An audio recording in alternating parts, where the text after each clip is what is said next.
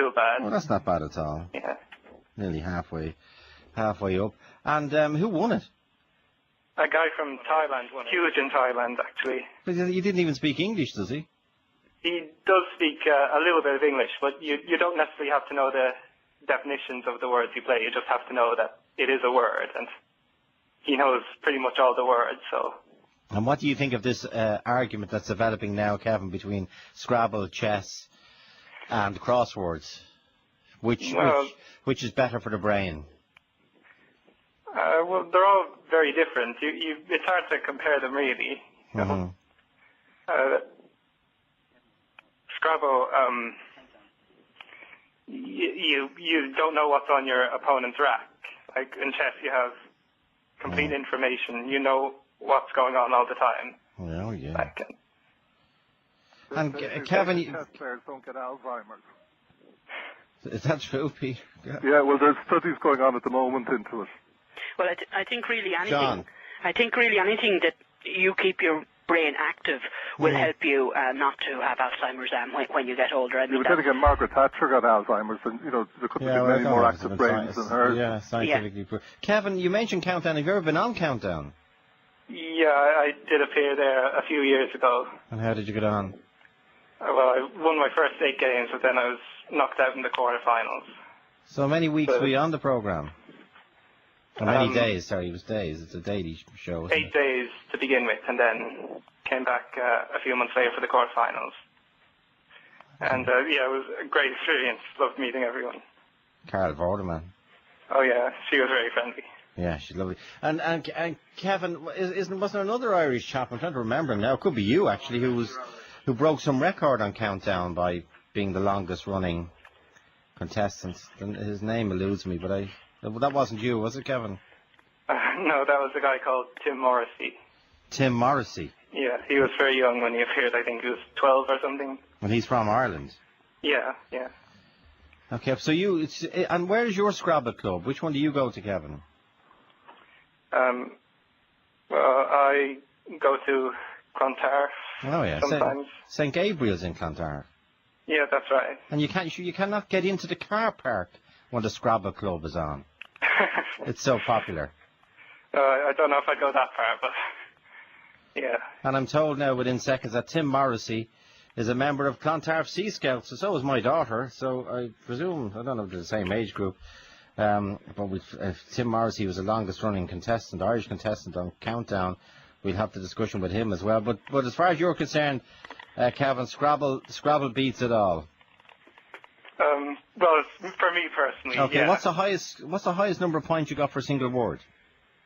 Oh, for a single word, I think it was probably 167 for cavities, but I know people who have scored well over 200 with a single word. So cavities, and were you dropping that into the corner, treble word, and all that? Carry on. Yeah, it covered 2 different triple word scores. Oh, I forgot. So multiplied by 9 altogether. I got 66 the other night in a game of Scrabble for taxing. Very good. But I dropped it into the I had it dropped into the corner, and I thought I was doing brilliant at 66. Well, you really need the 50-point bonus for playing all your tiles. Oh, if you play all your tiles in one go. And what about you, John Ryan? What's the highest score you ever got in Scrabble? I think Detoxins was probably the highest one I got, but I can't remember what score it would have been. Maybe 130 or 140 points around there, Wow. But you got the X in. Yeah, I just say there as well.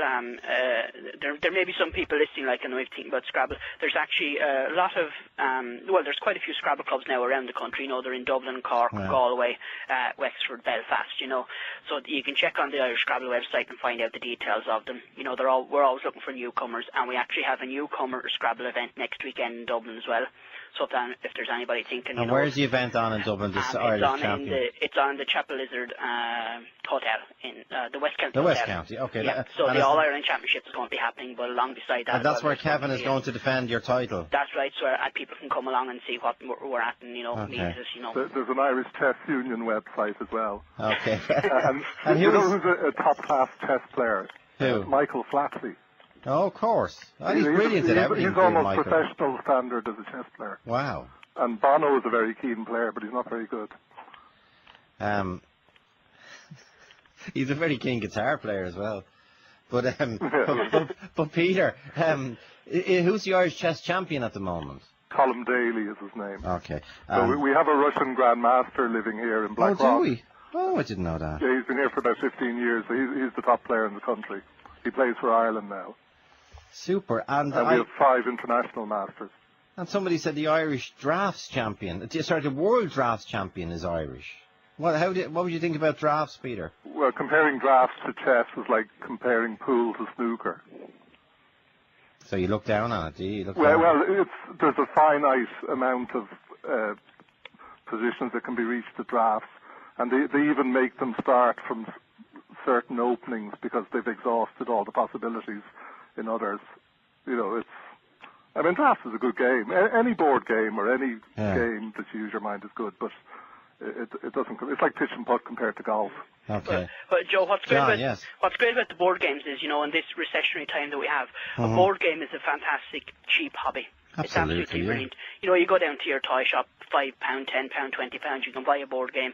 It's something you can get your whole family involved in, particularly with Scrabble as well. There's a new Scrabble game now coming out in the summer, and it's aimed more at young people, So board games, of anything at all, of any drafts, chess, Scrabble, they're absolutely brilliant for families. Of course, saying that, I do remember many a Christmas time having a game of Scrabble and arguing with the parents what's allowed and what's not. Okay. Is bad language allowed, John? Yes, it actually is. You see, for the players, say like myself and Kevin, who are playing all the time, we don't really mind what the words mean. We just play them But the Collins Dictionary is a dictionary that we use when we're playing Scrabble. Okay. But there is a family version of the dictionary that you can buy, which doesn't have all the bold words in it, so there's no fun in it. Can you put the F word? Can you use the F word in Scrabble? Oh, you can use all of those words, yes. Although every couple of years the dictionary is looked at, and new words are brought in and old words are taken out, So I think the next time around they're going to look at taking out the F word and such, But you're saying there's a new game, there's a Jedward's version of Scrabble coming out. That's right, yes.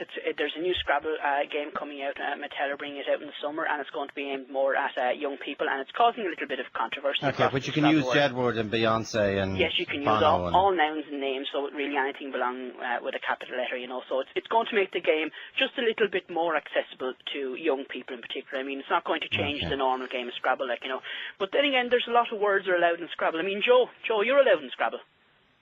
Joey, you're a cup of coffee, a cup of Joe. So a lot of names are already allowed in Scrabble anyway, But this new Scrabble game coming out now in the summer, it's just going to make the game a little bit more accessible. Okay. Well, there's a lot of interest in it, I can tell you. Thanks to Kevin McMahon, All-Ireland Scrabble champion. No, you've not lost for words anyway. And Peter, the All-Ireland chess coach. And you coach the Australian girls champion. Yeah. And she's had a checkered career ever since. And John Ryan down in Wexford. Okay, 66 points for you, John. Back after this break. Thanks very much. Bye. Talk to Joe on 1850 715.